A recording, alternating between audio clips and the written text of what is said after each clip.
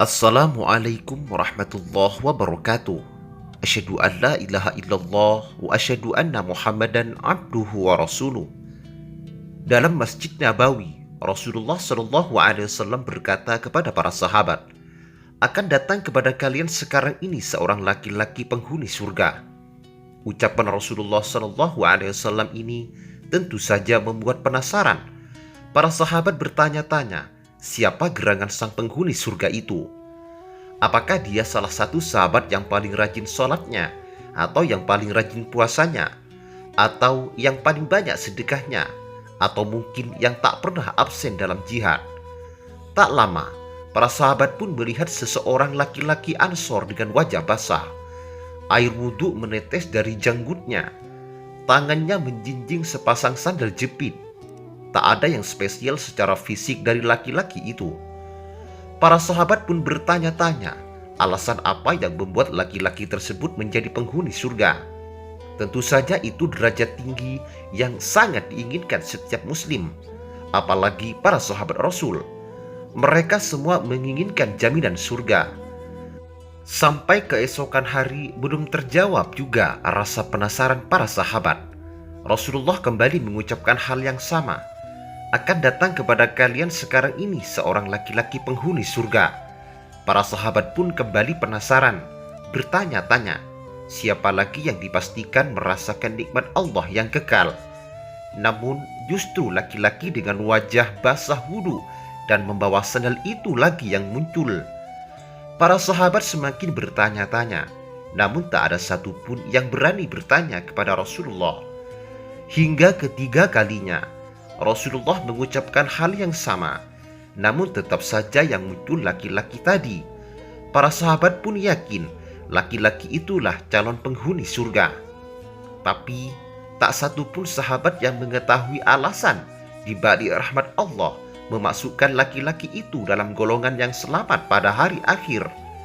Namun mereka tetap merasa tak enak hati jika menanyakan hal itu kepada Rasulullah. Tinggallah para sahabat terus dirundung keingintahuan. Salah satu sahabat yang amat penasaran, yakni Abdullah bin Amr bin As, memiliki inisiatif untuk mencari tahu sendiri. Hari ketiga setelah Rasulullah mengucapkan hal yang sama, Abdullah bin Amr bin As bermaksud mengikuti laki-laki itu. Ia pun membuntutinya hingga tiba di rumah calon penghuni surga itu. Abdullah berpikir, bagaimana cara agar ia dapat mengetahui amalan apa yang menggantarkan pria itu meraih keistimewaan sebagai penghuni surga. Ia pun kemudian menyapa pria tersebut dan bermaksud meminta izin untuk menginap di rumahnya. Abdullah bermaksud tinggal di sana agar dapat mengetahui amalan si penghuni surga. Aku telah bertengkar dengan ayahku. Kemudian aku bersumpah untuk tidak mendatanginya selama 3 hari. Jika boleh, aku ingin tinggal bersamamu selama 3 hari, ujar Abdullah kepada laki-laki itu.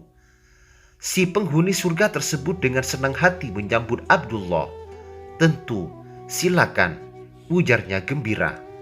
Maka tinggallah Ibnu Amr di rumah calon penghuni surga itu selama 3 hari. Selama tinggal di sana, Abdullah mengamati setiap ibadah dan amalan yang dilakukan si calon penghuni surga. Hari pertama, Abdullah tak menemukan adanya amalan spesial dari laki-laki itu. Hari kedua, ibadahnya masih sama, tak ada yang istimewa. Hingga hari akhir, Abdullah tak juga menemukan ibadah yang luar biasa dari si laki-laki yang berhasil meraih keutamaan surga tersebut.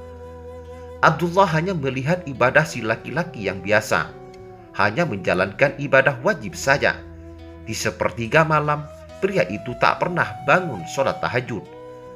Meski Abdullah bin Amr selalu mendengar laki-laki itu berzikir dan bertakbir, acap kali terjaga dari tidur. Pria itu baru bangun saat waktu sholat subuh tiba. Dari sholat malam, pria penghuni surga itu pun tak menjalankan puasa sunnah. Namun Abdullah juga tak pernah mendengar pria itu berbicara, kecuali ucapan yang baik. 3 hari terlewat tanpa menemukan jawaban apapun. Bahkan hampir saja Abdullah meremehkan amalan si penghuni surga jika tak mendapat jawaban sebelum pamit.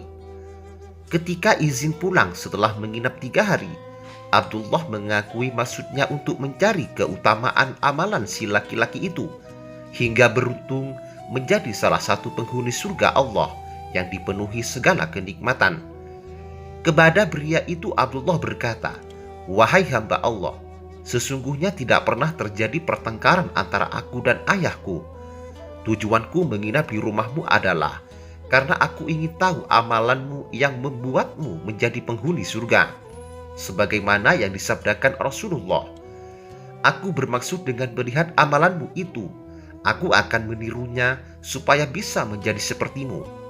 Tapi ternyata kau tidak terlalu banyak beramal kebaikan.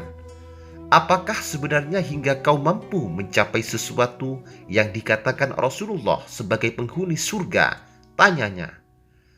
Laki-laki itu pun tersenyum dan menjawab ringan, "Aku tidak memiliki amalan, kecuali semua yang telah engkau lihat selama 3 hari ini."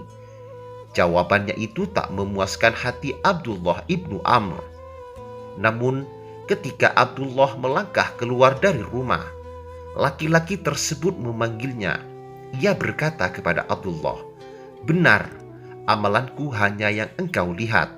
Hanya saja aku tidak pernah berbuat curang kepada seorang pun, baik kepada muslimin atau selainnya. Aku juga tidak pernah iri ataupun hasad kepada seseorang atas karunia yang telah diberikan Allah kepadanya." Dengar perkataan tersebut, takjublah Abdullah bin Amr bin As. Ia yakin sifat tak pernah iri, dengki dan hasad membuat pria itu masuk surga.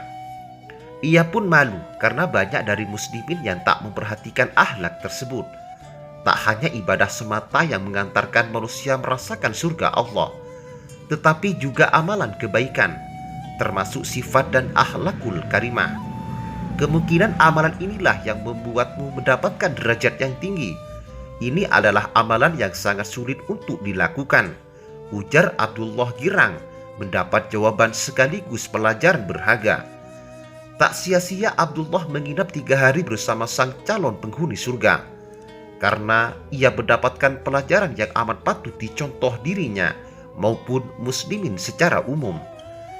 Berdasarkan kisah tersebut, banyak pelajaran atau hikmah yang dapat dipetik, yaitu sifat hasad, merasa diri paling baik, dan dengki wajib dijauhi karena sangat dilarang dalam Islam. Wallahu a'lam bishawab. Demikian kajian kali ini. Semoga bermanfaat dan barokah bagi kita semua. Wassalamualaikum warahmatullahi wabarakatuh.